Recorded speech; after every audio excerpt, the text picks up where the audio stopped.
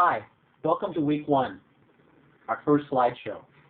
We've recorded slideshows for every week, and we really want you to take advantage of these opportunities to learn something in addition to what you've learned from the instructor notes, from the articles, from the web review, and even from the text. So this is a supplementary material, and we think you'll find it helpful not only in increasing your knowledge overall, but particularly helpful in preparing your project papers. This week we're looking at job analysis and job description, a particularly important topic to begin the course with.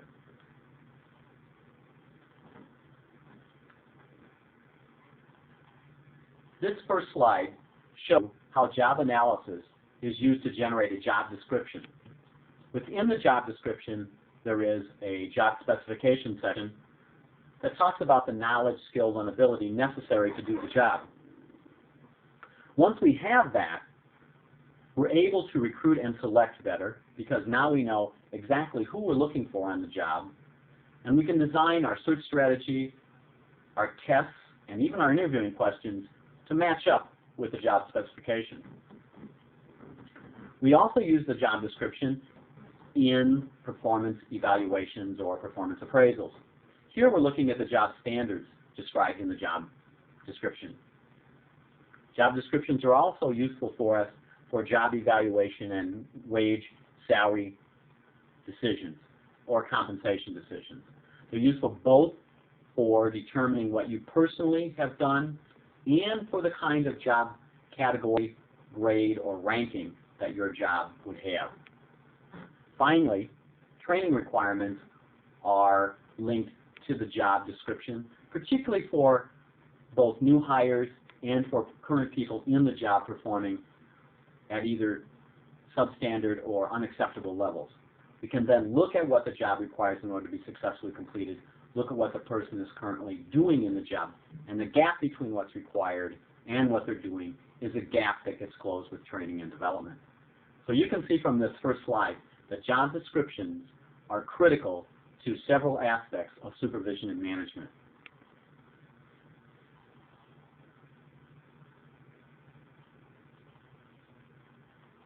This slide gives you a sample for how to go about analyzing a job's workflow. The job that we're interested in this particular slide is inventory control clerk. And you can see that information is obtained from plant managers and suppliers in order to understand the work in the job itself.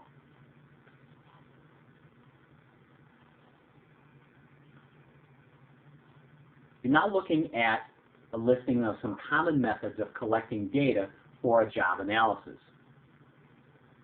Observations are important in understanding a job. These observations may be made by the supervisor, or they might be made by someone from the Human Resource Department itself, or sometimes industrial engineers make observations about the job. We might conduct interviews with the incumbent, with the supervisor, and with the people for whom work comes from for the incumbent, or to whom work goes after the incumbent has it. So we can get a complete picture of the kind of work that comes into and comes out of the job itself. Another method, questionnaires, perhaps in some sense the most common method. Questionnaires are given to primarily supervisors and incumbents to get a picture of what's required in the job. We'll see a questionnaire in the next slide. Another method that's frequently used in analyzing the job are diaries. And diaries are just what they say. They're a narration by the incumbent about what happens during his or her day. And it's usually kept for a period agreed to by both the supervisors and the incumbent that they believe covers an appropriate period of time to give a complete picture of the job itself. Similar to diaries are logs. The main difference is logs are simply shorter versions where the time of activity and a very brief description of the activity is kept by the incumbent. The incumbent keeps a log sheet about the kind of work they're doing, about when the work starts and when it stops. Frequently that work is noted as daily, weekly, monthly. so that you get a sense of a summary sense of the duties and responsibilities on the job. So these are the most common ways of collecting data in a job analysis in order to produce a job description.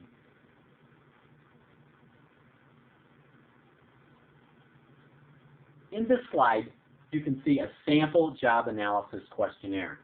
I'd like to stress that this is a very simple questionnaire. Most of the questionnaires you see are much more complicated than this. We're just providing you with an example of some common items that may appear on a questionnaire. Under each one of these items, for more sophisticated questionnaires, you're going to find a lot more space and some additional questions. I'm just going to let you peruse this slide for a moment. The next slide will be the second half of the questionnaire, and I want you to just look at that for a moment too, just to get a basic idea of some kinds of questions that get asked in a questionnaire.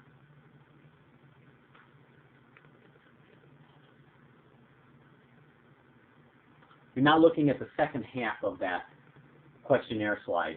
I'm just going to give you a moment to look it over. The only thing I'd like to call your attention to verbally is the education, experience, special training, and special skills section.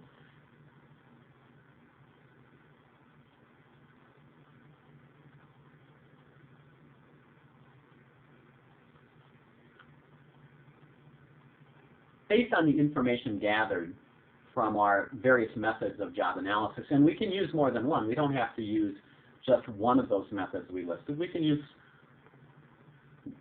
2 or 3 or several. In fact, the more we use, the better kind of analysis we'll do. Of course, time and money are always a constraint in these areas.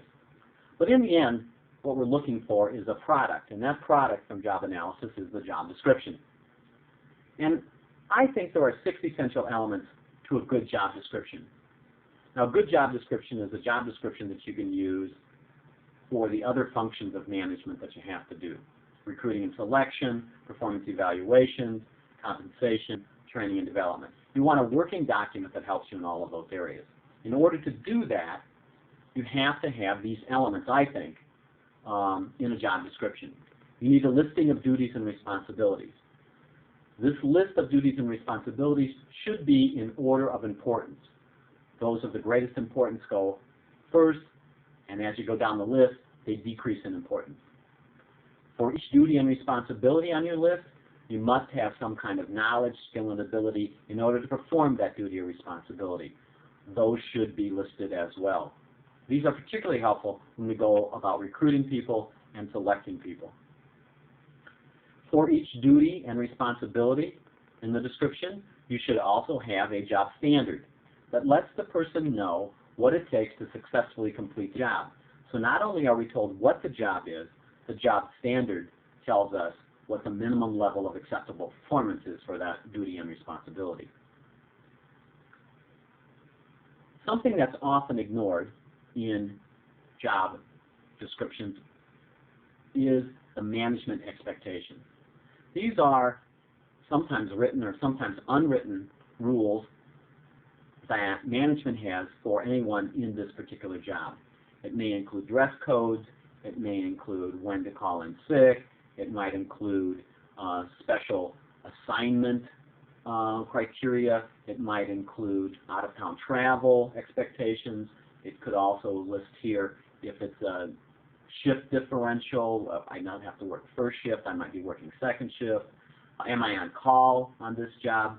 Anything about the job that may require something out of the ordinary for the incumbent to do ought to be listed under management expectations, so that the person coming into the job or considering whether to take the job or not knows what truly is expected of them, and they're not surprised on the job.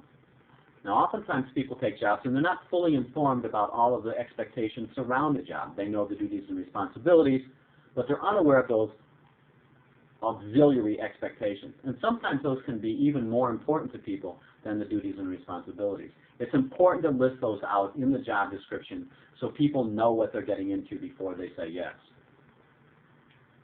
Nobody likes surprises in this area. You need a description of reporting responsibilities. To whom does the person in this job report? Are there any people reporting to this person? That needs to be very clearly set forth. And then finally, I need to know on the job the limits of my authority. What can I do without the permission of my supervisor? And what sort of things need I ask the supervisor in order to do? This also gives the incumbent a clear picture of what's expected from them. These 6 elements then, I think, compose a critical job description that can be used in all aspects of management.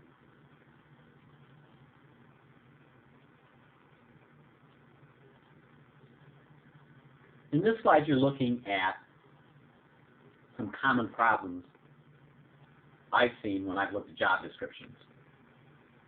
One is the failure to include all perspectives on the job. Often missing is the perspective of the incumbents themselves. What does the person themselves say about the job? Also often missing are the people up and down the line from the job.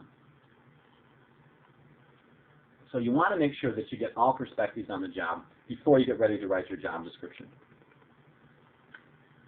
Failure to include job standards and management expectations is a common problem as well.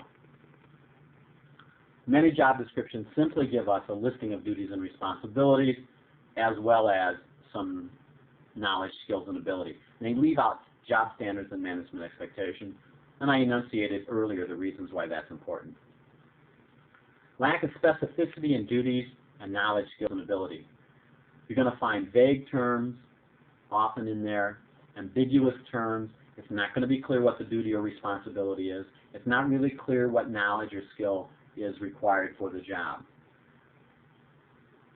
This creates problems down the line in terms of performance on the job, helping people understand what the job is, and if we're not clear about the knowledge, skills, and abilities, then we're not going to be able to do a very good job recruiting, and we're not going to do a very good job testing and interviewing the person when it comes time to find somebody new for the job. So we want to make sure that we're as specific as possible in these areas.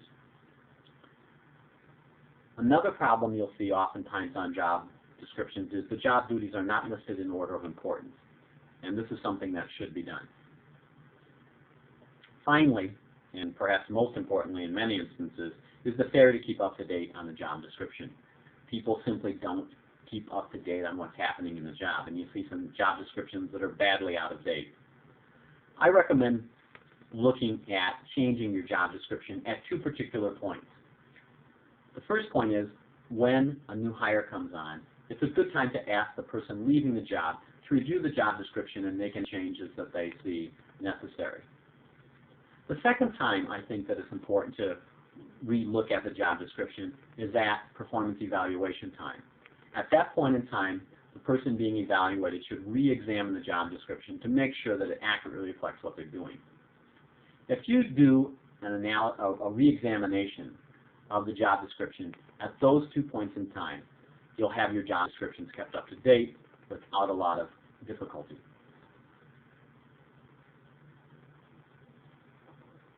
This is the final slide of every slideshow. We want to make sure that Gary Dessler and Prentice Hall receive due credit for the base materials from which we base the slideshow on. On the other hand, we want to make sure that you understand that the final content is the responsibility of myself, Randy Richards, and not Dessler or Prentice Hall. We've made some significant changes to the slideshow, and we're the final responsibility for the content. But we do want to credit Dessler and Prentice Hall for providing us with the base materials for this. Thank you very much for your attention.